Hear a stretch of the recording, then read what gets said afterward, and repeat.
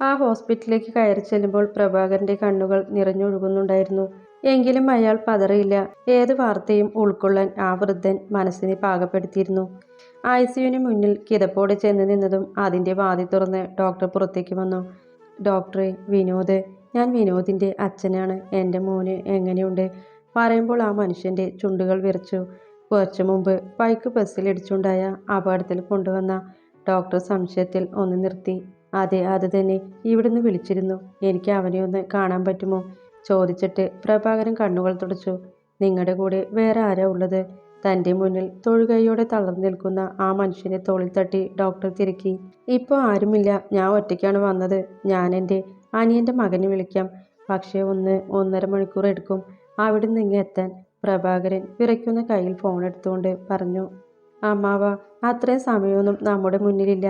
ആളുടെ നില അത്രയും ഗുരുതരമാണ്. ഇവിടെ ഞങ്ങൾക്ക് പറ്റുന്നതൊക്കെ ചെയ്തിട്ടുണ്ട്. നിങ്ങളിനി അറിയിക്കേണ്ടവരെ അറിയിച്ചോളൂ. പ്രഭാകരന്റെ തോളിൽ തട്ടി പറഞ്ഞിട്ട് ഡോക്ടർ പോകുമ്പോൾ പ്രതീക്ഷിച്ച വാക്കുകളാണെങ്കിലും അയാളുടെ ഹൃദയം വിങ്ങിപ്പൊട്ടി. എന്തുകൊണ്ടോ ആ നിമിഷം അയാൾക്ക് ഓർമ്മ വന്നത് ആൽഫിയുടെ മുഖം തന്നെ ആയിരുന്നു. വനജയെ കാണാൻ വന്നപ്പോൾ ആൽഫി നൽകിയ നമ്പർ. കുറേയേറെ വർഷങ്ങളായി ദിവസവും ഒരു തവണയെങ്കിലും നോക്കുന്ന ആ നമ്പറിൽ വിറയ്ക്കുന്ന വിരലുകളിൽ തൊട്ടു അയാൾ. എന്താ ഇച്ചേ? എന്താ മുഖമൊക്കെ വല്ലാതെയായല്ലോ? ആരാ വിളിച്ചേ? ഫോണിൽ സംസാരിച്ച ശേഷം പകപ്പോടെ തങ്ങളെ നോക്കുന്നവനോട് അല്ലി വേവലാതിയോടെ തിരക്കി. ഇമ. മക്കളോ സെലിനോ ഇരിക്കുന്നത് പോലും ഗൗനിക്കാതെ ആൽഫി അവളെ ചുറ്റിപ്പിടിച്ച് തോളിൽ മുഖം അമർത്തി വിങ്ങിപ്പൊട്ടി. എന്താ മോനെ? ഡാ ആൽഫി. അപ്പായി. 3 മക്കളും സെലിനും ഒരുപോലെ വിളിച്ചുകൊണ്ട് ഇരുന്നിടത്ത് നിന്ന് എഴുന്നേറ്റു. എന്താ ഈച്ചേ? ഞങ്ങളെ പേടിപ്പിക്കാതെ കാര്യം പറയും. ആൽഫിയുടെ മുഖം ബലമായി പിടിച്ചുയർത്തിക്കൊണ്ട് അല്ലി പറഞ്ഞു. മക്കള് 3 കൂടെ അവനെ ചുറ്റിപ്പിടിച്ചു നിന്നു. ഈമ, അത് എൻ്റെ ഒരു ഫ്രണ്ട് ആക്സിഡന്റ് ആയിട്ട് ഹോസ്പിറ്റലിലാണ്. അവന് എന്നെ ഒന്ന് കാണണമെന്ന് പറഞ്ഞു എന്ന് പറഞ്ഞവൻ്റെ അച്ഛനാണ് വിളിച്ചത്. കണ്ണും മുഖവും തുടച്ച് ആരുടെയും മുഖത്ത് നോക്കാതെ ആൽഫി പറഞ്ഞു. എവിടെ? നിന്റെ ഏത് ഫ്രണ്ട് ഏത് ഹോസ്പിറ്റലിലാണ് കിടക്കുന്നത്? ഞാൻ ജോയിൻ ചെയ്യാൻ പോകുന്നിടത്ത് തന്നെയാണ്. പിന്നെ ഫ്രണ്ട് ആരാണ് എന്ന് ചോദിച്ചാൽ? ആൽഫി മുഖമൊന്ന് തുടച്ചുകൊണ്ട് അല്ലിയും കുഞ്ഞാപ്പുവിനെയും നോക്കി. ആരാന്ന് തുറന്നു പറയും അപ്പായി. ആൽഫിയുടെ നെഞ്ചോട് ചേർന്ന് നിന്ന് കുഞ്ഞാപ്പു തിരക്കി. അത് മോനെ, ഒരു. ആൽഫി ആ പേര് പറയാനാവാതെ വീങ്ങിക്കൊണ്ട് അവനെ നോക്കി. എന്താണെങ്കിലും തുറന്നു പറയ ആൽഫി. സെലിൻ അവൻ്റെ കയ്യിൽ അടിച്ചുകൊണ്ട് പറഞ്ഞു. ആൽഫിയുടെ ദയനീയമായ നോട്ടം കാണി എന്തോ സംശയം പോലെ അല്ലി അവനെ തന്നെ നോക്കി നിന്നതേയുള്ളൂ. അത് ആൻറ്റി വിനോദ് പ്രഭാകർ. അയാളാണ് സിറ്റി ഹോസ്പിറ്റലിലുള്ളത്. കുഞ്ഞാപ്പുവിനെ നെഞ്ചിൽ ഒതുക്കി പറഞ്ഞിട്ട് ആൽഫി ബാക്കിയുള്ളവരെ നോക്കി. ആൽഫി. സെലിൻ ഒരു താക്കിയതോടെ വിളിച്ചുകൊണ്ട് അവനെ നെഞ്ചിൽ പറ്റിച്ചേർന്ന് നിൽക്കുന്ന കുഞ്ഞാപ്പുവിനെ നോക്കി. എന്നെ കാണണമെന്ന് പറഞ്ഞു അപ്പായി. ആരും എന്തും പറയും മുമ്പ് ആൽഫിയുടെ നെഞ്ചിൽ ചേർന്ന് നിന്ന് അവൻ്റെ മുഖത്തേക്ക് മുഖം ഉയർത്തി നോക്കി കുഞ്ഞാപ്പു തിരക്കി. അങ്ങനെയൊന്നും പറഞ്ഞില്ല. പക്ഷേ ഒന്ന് ചെല്ലാമോ എന്ന് അപ്പച്ചൻ അപ്പായിനോട് തിരക്കി. ആൽഫി അവൻ്റെ നെറ്റിയെ ചുണ്ടു ചേർത്ത് വെച്ചുകൊണ്ട് പറഞ്ഞു. ഇത്ര പക്വതയുണ്ടെന്ന് പറഞ്ഞാലും ശരിയും തെറ്റും മനസ്സിലാക്കിയാലും അവൻ്റെ നെഞ്ചു പിടിയുന്നത് ആൽഫിക്കും അല്ലിക്കും അല്ലാതെ ആർക്ക് മനസ്സിലാകും? അപ്പായി പോകുന്നുണ്ടെങ്കിൽ ഞാനും കൂടെ വരട്ടെ? അവന് അനുവാദം ചോദിച്ചു. അപ്പായി പോകുന്നുണ്ട്. കൂടെ എൻ്റെ കുഞ്ഞാപ്പു ഉണ്ടാവണം. അവൻ്റെ തലമുടി ഒന്ന് മാടി ഒതുക്കി വെച്ചു കൊടുത്തിട്ട് ആൽഫി പറഞ്ഞു. ഞാനും അപ്പായിയുടെ കൂടെ പോയിട്ട് വരട്ടെ അമ്മ? അവൻ അല്ലിയുടെ കൈ പിടിച്ചുകൊണ്ട് അനുവാദം ചോദിച്ചു. അവളല്ലേ വിനോദിന്റെ തിരസ്കാരം ഏറ്റുവാങ്ങിയിട്ടും അവൻ്റെ ചോരയെ നൊന്ത് പ്രസവിക്കാൻ തീരുമാനിച്ചത്?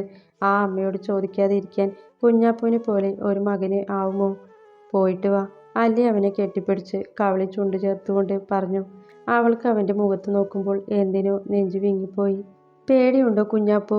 ഹോസ്പിറ്റലിനുള്ളിലേക്ക് കയറുമ്പോൾ ആൽഫി തൻ്റെ കയ്യിൽ മുറുകെ പിടിച്ചിരിക്കുന്നവനെ അലിവോടെ നോക്കി. പേടിയല്ല അപ്പായി. എൻ്റെ നെഞ്ചൊക്കെ വല്ലാതെ മിടിക്കുന്ന പോലെ. പിന്നെ തൊണ്ടയിൽ സങ്കടം കനക്കുന്നുണ്ട്. പക്ഷെ കരച്ചിൽ വരുന്നില്ല. ഒന്നും ഓർത്ത് വിഷമിക്കരുത്.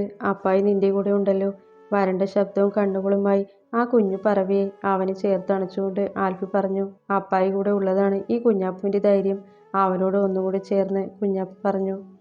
ദേ ആ നിൽക്കുന്ന മനുഷ്യനാണ് വിനുവിൻ്റെ അച്ഛൻ. എൻ്റെ കുഞ്ഞാപ്പുവിൻ്റെ അപ്പച്ചൻ. നല്ലൊരു മനുഷ്യനാണ് കേട്ടോ അപ്പച്ചൻ. ആൽഫി പറഞ്ഞത് കേട്ട് കുഞ്ഞാപ്പു മെല്ലെ മുഖമുയർത്തി കുറച്ചു മാറി നിറമിഴിയോടെ അവരെ നോക്കി നിൽക്കുന്ന ആ വയസ്സായ മനുഷ്യനെ നോക്കി. വിറയ്ക്കുന്ന ഹൃദയത്തോടെ നിൽക്കുമ്പോൾ പ്രഭാകരന് കണ്ടിരുന്നു മകനെ പൊതിഞ്ഞു പിടിച്ചുകൊണ്ട് വരുന്ന ആ അപ്പനെയും. അപ്പൻ്റെ നെഞ്ചിൽ പൊടിക്കുഞ്ഞുങ്ങളെപ്പോലെ ഒട്ടിച്ചേർന്ന് നടക്കുന്ന മകനെയും. അയാളുടെ കണ്ണുകൾ ഇപ്പോൾ നിറഞ്ഞത് സന്തോഷം കൊണ്ട് കൂടിയായിരുന്നു. കുഞ്ഞാപ്പൂ മോനെ. പ്രഭാകരൻ അരികിൽ എത്തിയെങ്കിലും മുഖമുയർത്തി അയാളെ നോക്കാതെ നിൽക്കുന്ന ചെക്കനെ ആൽഫി വിളിച്ചു. ആ. അവൻ മുഖം തിരിച്ച് ആൽഫിയെ നോക്കി. അപ്പച്ചനെ കണ്ടില്ലേ നീ? കണ്ടു. ആൽഫി ചോദിച്ചതും ഒരു വിങ്ങലോടെ കുഞ്ഞാപ്പു പറഞ്ഞു. മോനെ, ഈ പാപിയോട് പിണക്കമാണോ കുഞ്ഞിന്? പിന്നെയും അവനെ നോക്കി നിൽക്കാനാവാതെ ആ മുഖം കൈകളിൽ കോരിയെടുത്ത് അയാൾ ചോദിച്ചു. പിണക്കമോ പരിഭവമോ ഇല്ലെന്ന് മൂളാൻ മാത്രമേ കുഞ്ഞാപ്പുവിനായുള്ളൂ. എൻ്റെ പൊന്നുമോനെ. അവനെ പുണർന്നുകൊണ്ട് ആ വൃദ്ധൻ ആർത്തു കരഞ്ഞു. കണ്ണു നിറച്ച് കുഞ്ഞാപ്പു അയാളെ ചുറ്റിപ്പിടിച്ചുകൊണ്ട് ആൽഫിയെ നോക്കി. അവൻ ആ അപ്പൂപ്പനെയും കൊച്ചുമകനെയും ഒരുമിച്ച് തന്നിലേക്ക് അണച്ചു പിടിച്ചിരുന്നു ആ നേരം. പിറ്റേന്ന് ഉച്ച കഴിഞ്ഞാണ് വിനോദ് അപകടനില തരണം ചെയ്തു എന്നൊരു വാർത്ത പുറത്തു വന്നത്. അതുവരെയും ആൽഫിയും കുഞ്ഞാപ്പും പ്രഭാകരനൊപ്പം ആശുപത്രിയിലുണ്ടായിരുന്നു. എല്ലാ കാര്യങ്ങൾക്കും ഒരു മകനായി തന്നെ അയാൾക്കൊപ്പം അവനും കൂടെ നിന്നു. എന്ത് കാര്യത്തിനും അയാളെ കുഞ്ഞാപ്പുവിൻ്റെ അടുത്തിരുത്തിയിട്ട് ആൽഫി തന്നെ ഓടി നടന്നു. ഇപ്പോ എനിക്ക് എന്തോ വലിയൊരു ആശ്വാസം തോന്നുന്നുണ്ട്. എന്തൊക്കെ തെറ്റ് ചെയ്തു എന്ന് പറഞ്ഞാലും എൻ്റെ പ്രാണൻ പോകും വരെ അവനെ എനിക്ക് കാണാനെങ്കിലും കഴിയുമല്ലോ. അതുമതി എനിക്ക്. വിനോദിൻ്റെ ജീവന് ആപത്തൊന്നുമില്ല എന്ന് ഡോക്ടർ ഉറപ്പ് പറഞ്ഞ നിമിഷം മുഖം പൊത്തി കരഞ്ഞുകൊണ്ട് അയാൾ പറഞ്ഞു. അച്ഛന് വിഷമിക്കാതെ. അന്ന് വിനോദ് ഇമ്മയോട് തെറ്റ് ചെയ്തുവെങ്കിലും ഇന്ന് അവൻ അതൊക്കെ മനസ്സിലാക്കി പ്രായശ്ചിത്തം ചെയ്തു തന്നെയല്ലേ ജീവിക്കുന്നത്. ഇല്ലായിരുന്നുവെങ്കിൽ എന്നേ ഡാലിയെ ഒഴിവാക്കുമായിരുന്നു. ഇന്ന് അവൻ ഒരു മനുഷ്യനായി ജീവിക്കുന്നത് ദൈവം കാണുന്നുണ്ടല്ലോ. ഇനിയും അങ്ങനെ ശിക്ഷിക്കില്ല. അയാളെ ആശ്വസിപ്പിച്ചുകൊണ്ട് ആൽഫി പറഞ്ഞു. അല്ലി മോൾക്കായി പിറന്നത് നീയാണ് ആൽഫി. നിനക്ക് മാത്രമേ അല്ലിയും എൻ്റെ കുഞ്ഞാപ്പൂനെയും ഇങ്ങനെ സ്നേഹിക്കാനാവൂ. നീയൊരു നല്ല മനുഷ്യനാണ്, മകനാണ്, ഭർത്താവാണ്, അതിലേറെ നല്ലൊരു അച്ഛനുമാണ്. നിന്നെപ്പോലൊരു മകൻ ഏതൊരച്ഛൻ്റെയും ഭാഗ്യമാണ്. ഇതുവരെയും ചുറ്റിപ്പിടിച്ച് നെഞ്ചോട് ചേർത്ത് നിർത്തി പറയുമ്പോൾ ആൽഫിയും ഇതുവരെ അറിയാത്ത ഒരച്ഛൻ്റെ സ്നേഹം അറിയുകയായിരുന്നു.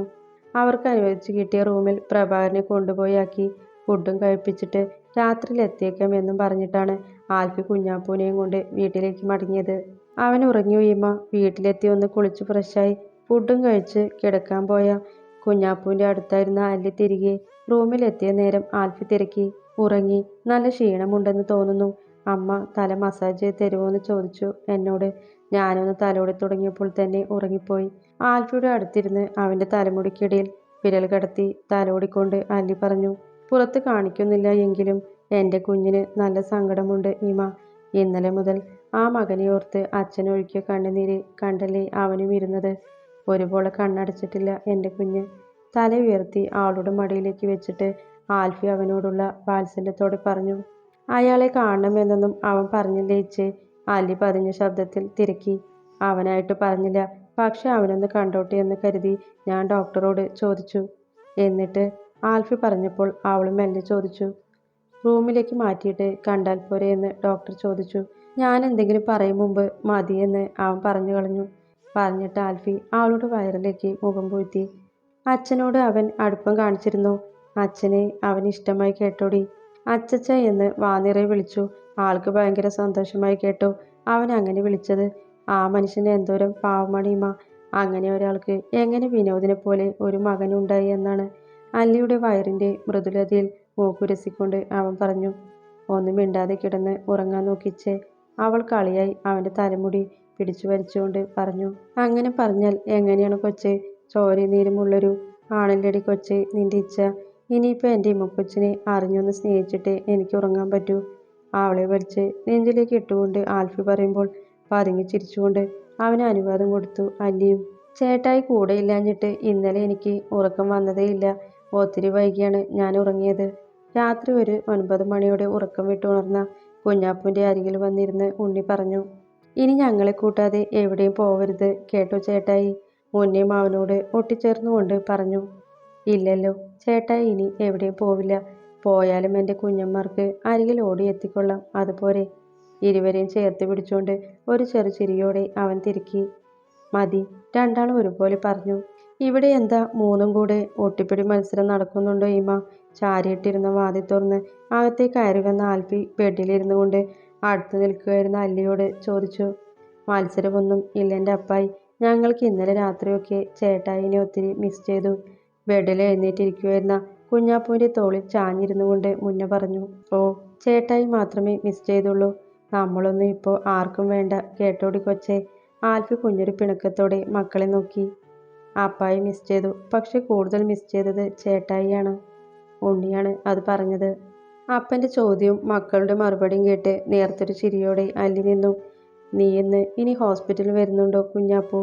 ആൽഫി കളിപറിച്ചൽ മതിയാക്കി അവനോട് തിരക്കി. ഇന്ന് വരുന്നില്ല അപ്പായി. ആളെ റൂമിലേക്ക് മാറ്റിയിട്ട് വരാം. കുഞ്ഞാപ്പു അനിയന്മാരെ ചേർത്ത് പിടിച്ചുകൊണ്ട് പറഞ്ഞു. എന്നാൽ അപ്പായി പോയിട്ട് വരട്ടെ. അവൻ്റെ തലയിൽ തലോടിക്കൊണ്ട് ആൽഫി ചോദിച്ചു. അവനതിന് മെല്ലെ ഒന്ന് മൂളി. മുന്ന ഉണ്ണി രണ്ടാളും ചെന്ന് സെലിമമ്മി കിടക്കാൻ പോയോ എന്ന് ഒന്ന് നോക്കിക്കേ. അവൻ്റെ ഇരിപ്പും മൂളലും കണ്ട് ആൽഫി മുഖം ഉയർത്തി അല്ലി ഒന്ന് നോക്കിയിട്ട് പിള്ളേരോട് പറഞ്ഞു. ചേട്ടായി ഫ്രഷായിട്ട് വേഗം വായോ, നമുക്ക് ഒരുമിച്ച് കഴിക്കാം, ഞങ്ങൾക്ക് വിശക്കുന്നുണ്ട്. പറഞ്ഞിട്ട് ഇരുവരും പുറത്തേക്ക് ഇറങ്ങിപ്പോയി. അപ്പായുടെ കുഞ്ഞിന് എന്താടാ ഒരു വാട്ടം? വാടിയ മുഖത്തോടെ തന്നെ നോക്കിയിരിക്കുന്നതിനെ ചുറ്റിപ്പിടിച്ച് നെഞ്ചോട് ചേർത്തുകൊണ്ട് ആൽഫി തിരക്കി. എൻ്റെ അപ്പായി എനിക്ക് ഒത്തിരി ഇഷ്ടമാണ്. എൻ്റെ അപ്പായിയാണ് ഈ ലോകത്തിൽ ഏറ്റവും നല്ല അപ്പായി. എനിക്കിനി എത്ര ജന്മം എടുത്താലും എൻ്റെ അപ്പായിയുടെ അമ്മയുടെ മോനായാൽ മതി. അപ്പായിയുടെ കുഞ്ഞാപ്പു ആയാൽ മതി. കുഞ്ഞന്മാരുടെ ചേട്ടായി ആയാൽ മതി. ആൽഫിയുടെ നെഞ്ചിൽ മുഖം അമർത്തി വെച്ച് അടക്കി പിടിച്ചൊരു തേങ്ങലോടെ കുഞ്ഞാപ്പു പറഞ്ഞു. അതാ അങ്ങനെ തന്നെയാണ്. അപ്പായിയുടെ ഈ കുഞ്ഞിച്ചക്കനെ അപ്പായി ആർക്കും വിട്ടുകൊടുക്കില്ല. ഈ ജന്മവും വരും ജന്മങ്ങളിലുമൊക്കെ എൻ്റെ പൊന്നുമോൻ അപ്പായിയുടെ കുഞ്ഞായി തന്നെ പിറക്കണമെന്ന് തന്നെയാണ് ഓരോ നിമിഷം അപ്പായിയുടെ പ്രാർത്ഥനയും. അവനെ പൊറിഞ്ഞു പിടിച്ചു പറഞ്ഞുകൊണ്ട് ആൽഫി സന്തോഷത്താൽ നിറഞ്ഞുപോയ കണ്ണുകളോടെ അല്ലിയെ നോക്കി.